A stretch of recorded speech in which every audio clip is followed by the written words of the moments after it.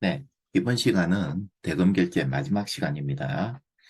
이 동영상 강의는요, 와글와글 세상TV 대표인 박명섭 교수님의 초청으로 강의를 녹화하여 올리는 것입니다.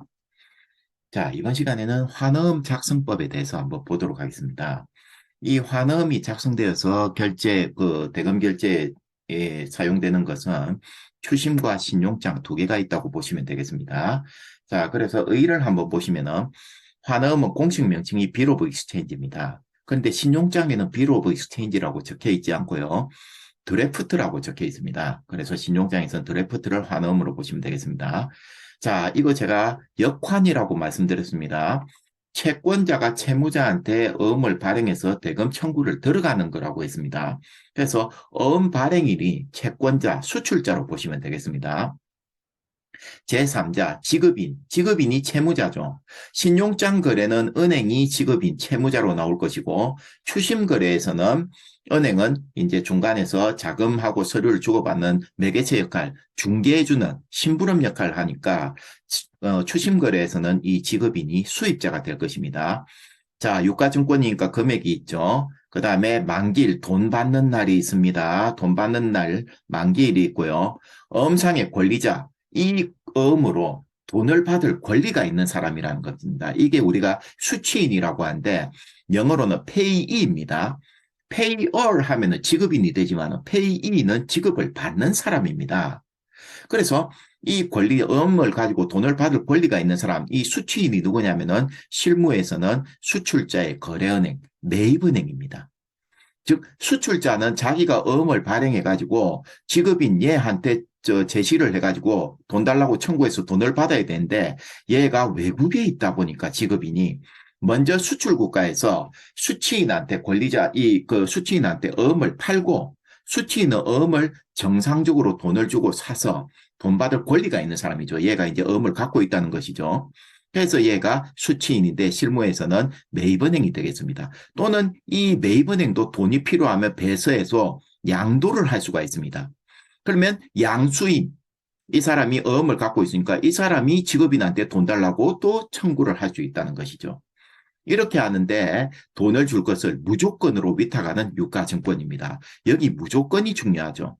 이 돈을 이제 채무자가 주는데요. 조건을 달 수가 없다는 것입니다. 예를 들어서 분할 지급하겠다. 환음에 분할 지급에 문구가 없는데 야, 오늘이 만기일인데 오늘은 전체 대금 중에 그 9,000달러 먼저 줄게. 나머지 1,000달러, 10,000달러짜리인데 1,000달러는 내가 3일 후에 줄게. 이런 것들이 안 된다는 것입니다. 그게 그렇게 지급을 한다는 것은 대금이 완전히 지급이 다 안 됐기 때문에 그 어음은 부도어음이 되는 것입니다. 자, 그래서 무조건으로 돈을 줘라. 나는 벌써 여기에 어음을 넘겨서 돈을 받아 먹었으니까 이 채무자 너는 어음을 갖고 있는 사람한테 조건 달지 말고 돈을 줘라. 그렇게 이제 무조건으로 지급을 위탁하는 지급 위탁 유가증권이라고 보시면 되겠습니다. 왜 그러면은 이 국제무역거래에서는 약속어음을 쓰지 않고 환어음을 쓰느냐?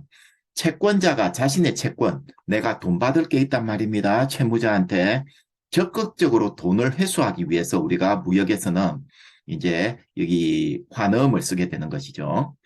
자, 발행인은 해외의 채무자, 신용장일 때는 주로 은행들이죠. 그 다음에 추심일 때는 수입자가 채무자가 있는데 직접 환어음을 제시해서 대금을 받아야 되는 게 원칙인데 걔가 외국에 있으니까 나는 수출 국가에서 먼저 이 어음을 할인하고 매입을 해먹고 즉 은행에서는 그거를 펼쳐서 매입하고 수수료를 벌어먹고 돈을 수출자한테 먼저 주고 그죠? 이제 매입은행은 해외 채무자한테 환어음을 제시해서 돈을 받아내면 수출자는 국내에서 돈을 먼저 받아서 좋고 매입은행은 매입을 해주고 수수료를 받아서 좋다는 것이죠. 그리고 이 신용장의 매입 수수료가 환가료인데요. 이 환가료가 이자입니다. 여러분들 어떤 이자냐면요. S사이트 같은 경우는 기본적으로 환가료 일수, 이자니까 일수에 따라서 이자가 계산될 거 아닙니까? 그걸 이제 봤는데 보통 8일을 책정을 하고 있습니다. S사이트는. 자, 여러분들 수출자가 매입은행에 매입을 해서 돈을 받은 날이 10월 10일입니다. 매입은행은 이 서류를 이제 해외의 채무자한테 보내서 돈이 들어온 날이 10월 18일입니다. 매입은행 입장에서 10월 10일 날 돈을 줬고 10월 18일 날 돈이 들어왔습니다. 8일에 대입이 뜨잖아요. 이 날짜에 대해서 이 일수에 대해서 정해진 이자를 곱해서 수수료를 챙깁니다. 그게 매입 수수료인 환가료라고 하는 것입니다. 아시겠죠? 그런데 매입은행은요, 우리나라는 모든 유가증권에 이제 소구권이 살아있다고 되어 있습니다. 만약에 이렇게 매입을 해줬는데 저쪽에 채무자가 돈을 안 주고 어음을 부도를 냈다. 그래서 어음이 되돌아오면은 그 어음을 이제 수출자에게 되돌려주고 매입대금을 다시 돌려달라고 청구를 할 수가 있습니다. 그게 소구권 아닙니까? 그죠? 이렇게 소구권을 행사할 수 있습니다. 그런데도 우리나라에서는 그렇게 소구권 행사하는데도 수출자가 돈을 다 써버리고 못 줄 수도 있으니까 우리나라 매입은행들은 철저하게 수출자의 대출한도 내에서 매입을 해주게 되는 것입니다. 그래서 소구권 행사했는데 돈을 못 받으면은요, 그걸 당연히 대출해주기로 한 금액에서 그대로 대출로 잡아서 이제 그대로 가지고 가면 된다는 것이죠. 자, 한번 형태를 보시면요, 채권자, 수출자가 발행을 해서 채무자가 여기 있어요. 이렇게 돈 달라고 해야 되는데 외국에 있으니까 먼저 수출 국가에서 먼저 돈으로 이렇게 이제 받고 싶다 이거죠.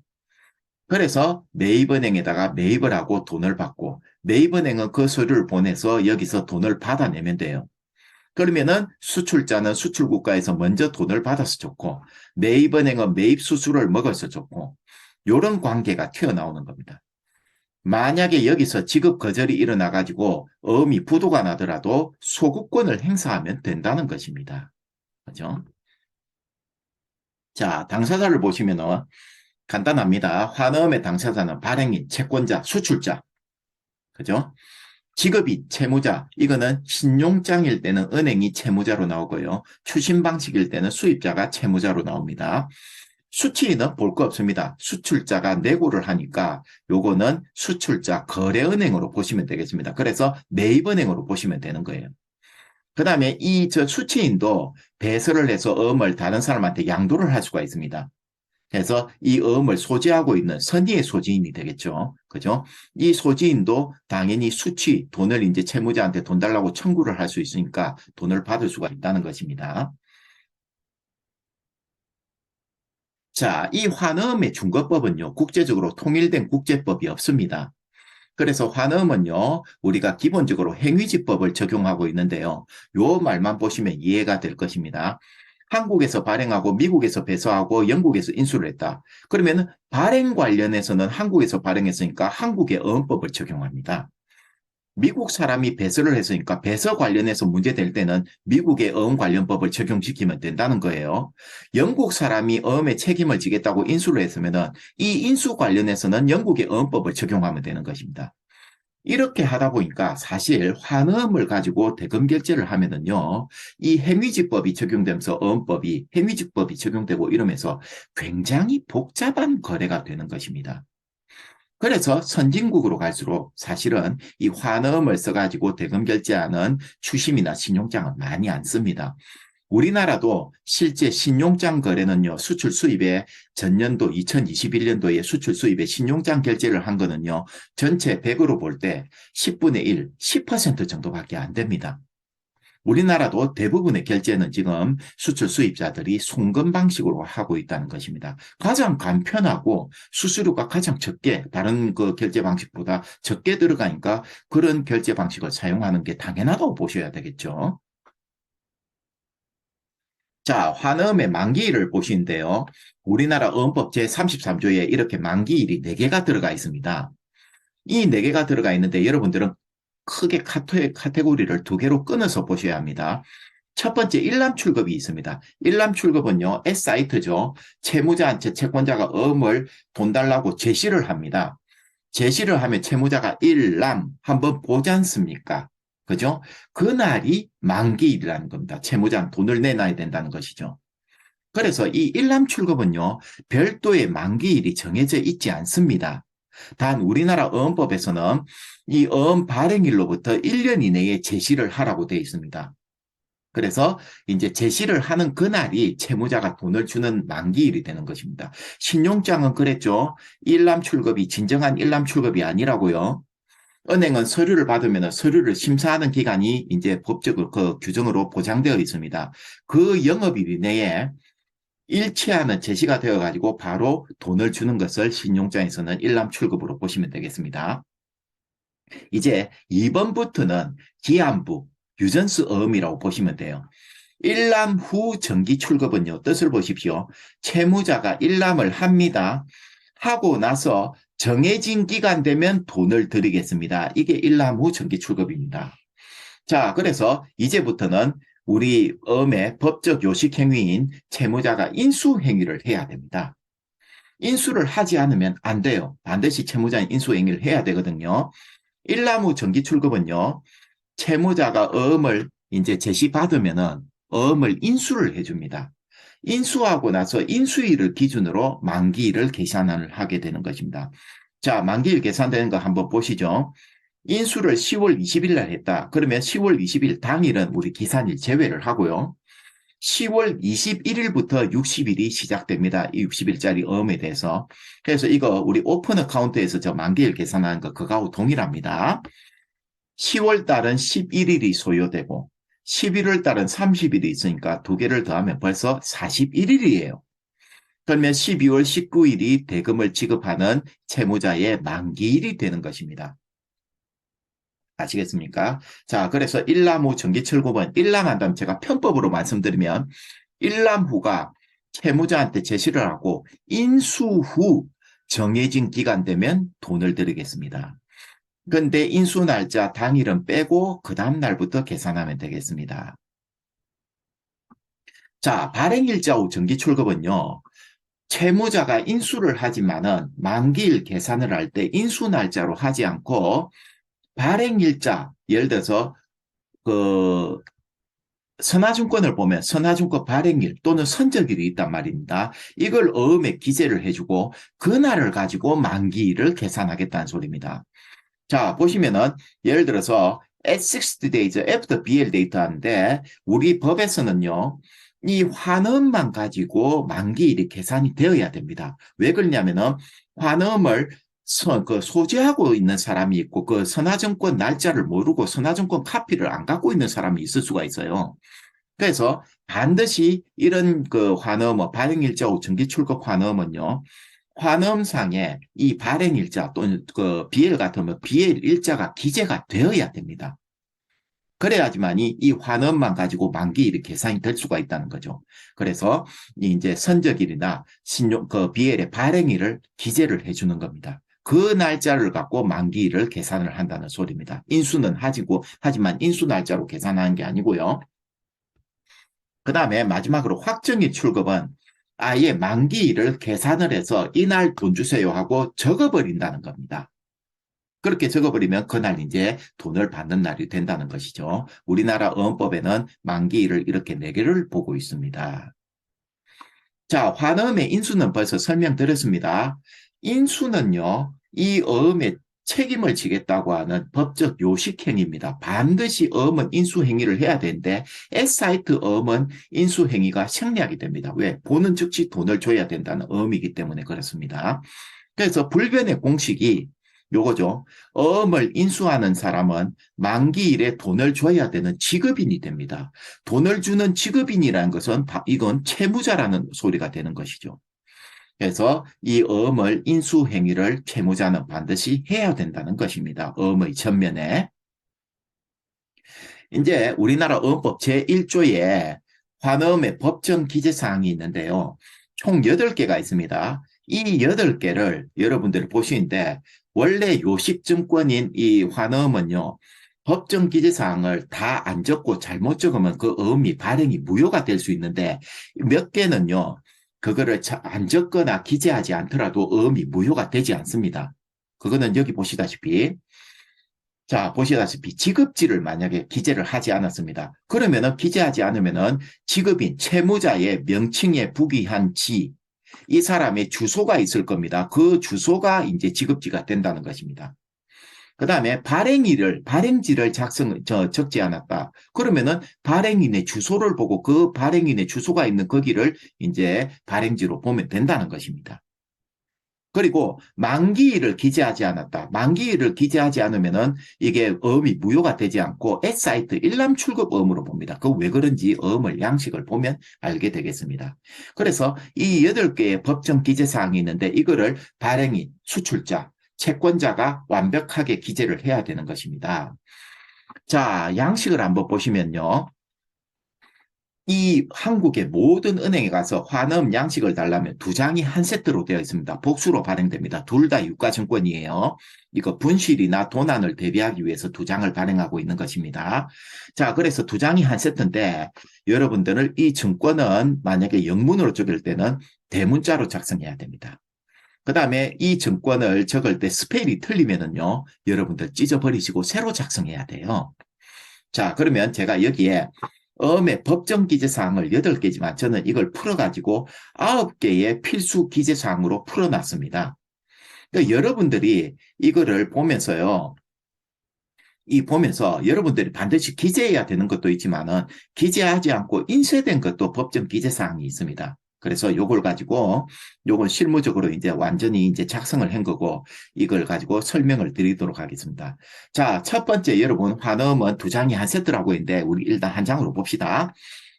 빌 오브 익스체인지 환음에 표시가 있어야 됩니다. 이게 필수인데요. 이제 환음에 은행들이 다 찍어 놓고 있습니다. 그래서 요거는 필수 기재사항인데 환음에 표시가 있어야 됩니다. 자, 옆에 넘버 하는데 보면은요, 요거는 환음의 참조 번호입니다. 여러분들이 만약에 여러 번의 환음을 여러 수출권에 대해서 환음을 작성해 가지고 이렇게 할 때는 이 참조 번호를 찍어두면은 은행에서는 이 환음을 접수하고 여러분 카피로 이제 A4지로 프린트해 가지고 준단 말입니다. 그래서 여러분들 보관하고 있다가 다음에 이제 참조 번호를 보고 찾고 분류를 하기가 쉽겠죠. 그런데 이 참조 번호는 모든 서류의 레퍼런스 넘버는 필수가 아닙니다. 안 적어도 돼요. 자, 그런데 실무 이야기를 좀 해드릴게요. 일부 은행에서는요, 이 환음이 유가증권이다 보니까 빈 공란이 있으면 안 된다고 생각하고 참조번호도 반드시 적으라고 합니다. 그러면 여러분들은 필수가 아닌데 은행 직원하고 말싸움 하지 마시고 그냥 대충 참조번호 적어 주십시오. 그러나 머릿속으로는 생각하십시오. 참조번호는 필수가 아닙니다.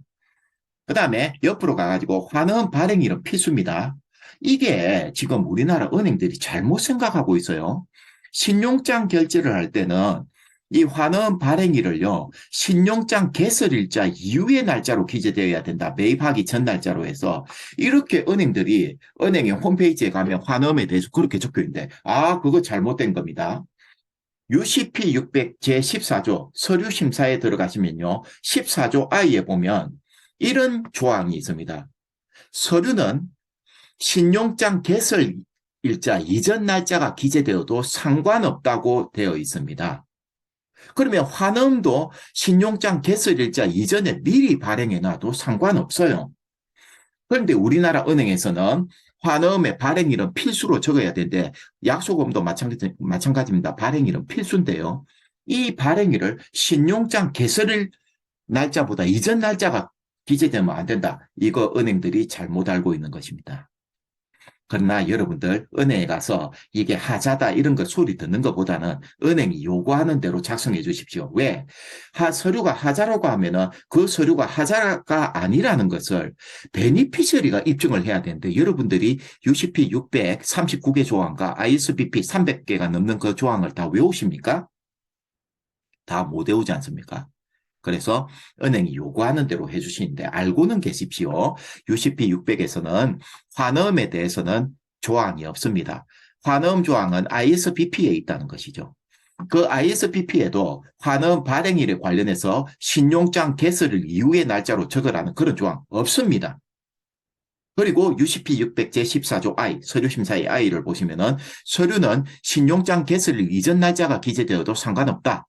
만약에 신용장에서 모든 서류가 신용장 개설 날짜 이후의 날짜가 찍혀 있어야 된다면 당연히 그렇게 기재를 해야 되지만 그런 조건이 없으면 개설일 이후 날짜를 적어도 되지만 은행에서는 그걸 하자로 잡을 수 있으니까 여러분 신용장 거래할 때는 신용장 개설일 이후의 날짜로 기재를 해주시면 되겠습니다. 필수입니다.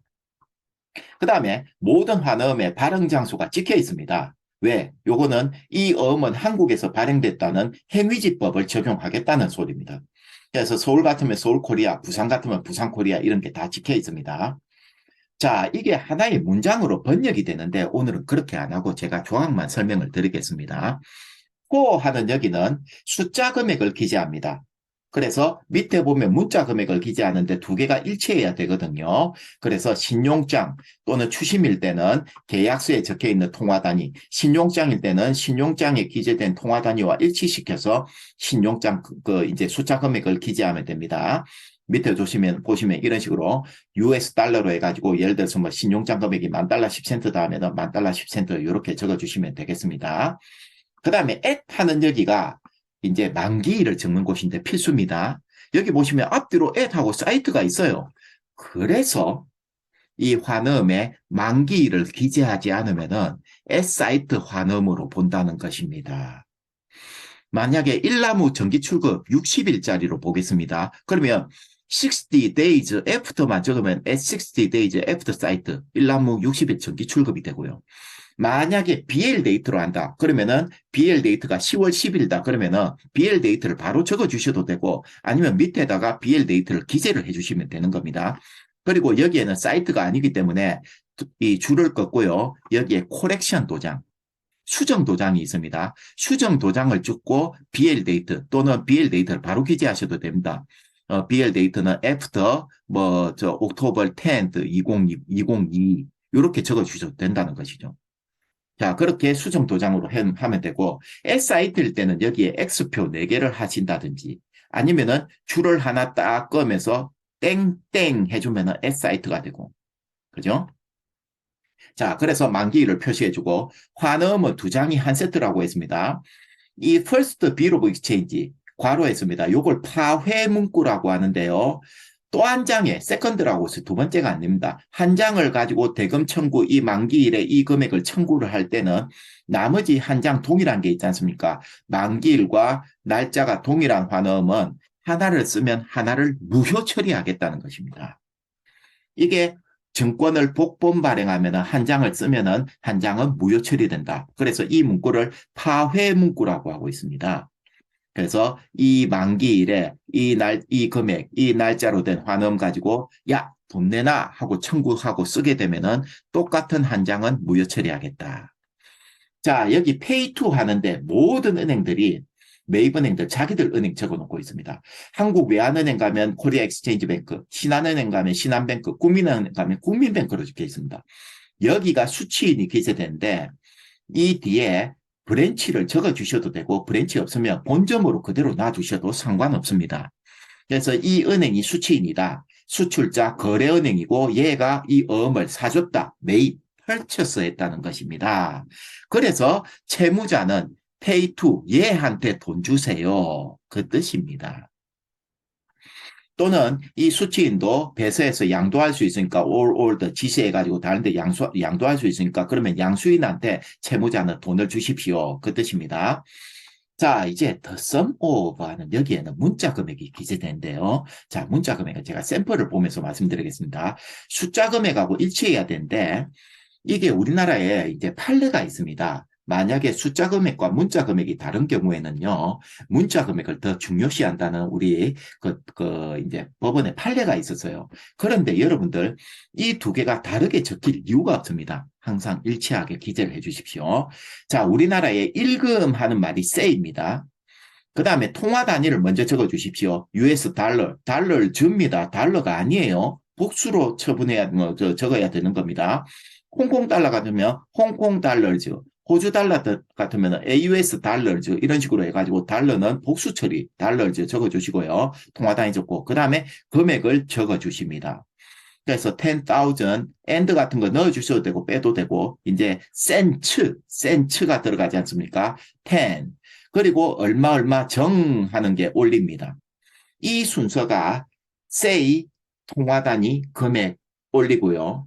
코리아 원은 원즈라는 말 복수 처리하지 않지 않습니까? 재팬엔도 엔즈라고 하지 않지 않습니까? 그러나 달러를 쓰는 국가에서는 이 달러부터는 당연히 이 달러 이상부터는 당연히 복수 처리가 돼야 되는 겁니다. 그래서 요 순서로 해서 숫자 금액과 일치하게 기재를 해주시면 되겠습니다. 자, 그리고 나면 요 대가수치 문구가 있는데요. 이거는 환음에 전통적으로 들어가 있는 문구입니다. 자, 이 환음 발행인은 value received 벌써 네이버에서 돈을 받아 먹었습니다. 그러니까 수취인이나 또는 아니면 수취인도 배서해가지고 양도를 하면 양수인은 이 어음을 갖고 있는 사람은 이 수입자 동일 계정으로 돈 달라고 청구하십시오. 발행인 나는 벌써 돈 받아 먹었습니다. 이게 대가수치 문구로 법정 기재사항은 아니지만은 여기는 바로 수입자 명을 기재를 해줍니다. 그런데 여러분 보십시오. 칸이 지금 요만큼밖에 안 돼요. 여기에는 수입자 명만 기재를 하면 되지 실무에 가보면 수입자를 풀 어드레스를 다 적고 있는데 칸이 그렇게 안 됩니다. 여기는 주소를 다 그렇게 적을 필요 없고 굳이 주소를 적고 싶으면은 수입자가 있는 도시 플러스 국가명만 적어주시면 되는 겁니다. 그런 거 적을 필요 없을 때는 수입업자 회사만 적으면 되는 것입니다. 자, 다시 한번 번역해 볼게요.